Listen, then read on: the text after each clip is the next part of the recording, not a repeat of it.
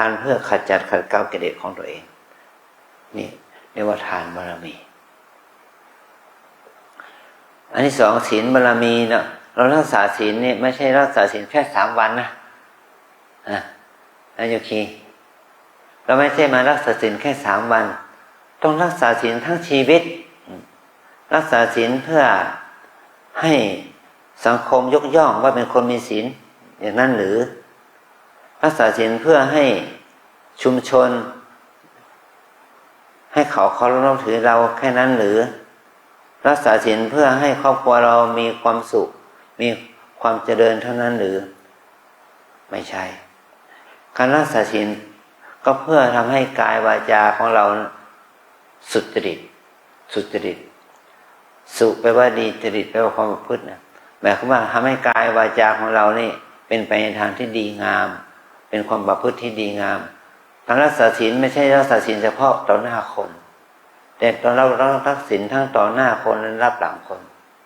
รักษาศีลเพื่อขจัดขัดเกลากิเลสของตนจนเป็นอุปนิสัยเนี่ยรักษาศีลเพื่อสร้างอุปนิสัยสร้างบารมีนี่เป็นต้นนะถ้าเราสร้างบารมีอย่างนี้ปัญญาบารมีเราสร้างเราก็ประพฤติปฏิบัติศึกษาเล่าเรียนประพฤติปฏิบัติฝึกฝนอบรมเพื่อให้เกิดความรู้ความจริงของชีวิตให้เกิดความรู้ความจริงของชีวิตว่าชีวิตนี้ความจริงคืออะไรคือชีวิตนี้มีความแก่มีความเจ็บมีความตายเป็นธรรมดาเมื่อเราเกิดแล้วต้องแก่เจ็บตายเราให้เรารู้ว่าร่างกายและจิตใจของเรานี้มันเป็นของไม่เที่ยงเป็นทุกข์เป็นอนัตตา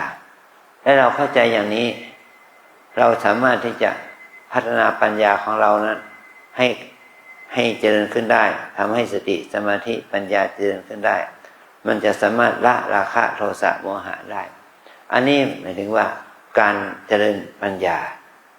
ทั้งการศึกษาทั้งการคิดนึกทั้งการประพฤติปฏิบัติตามเพื่อให้เกิดความรู้ความสามารถจากการภาวนานี่นะอย่างนี้เป็นต้น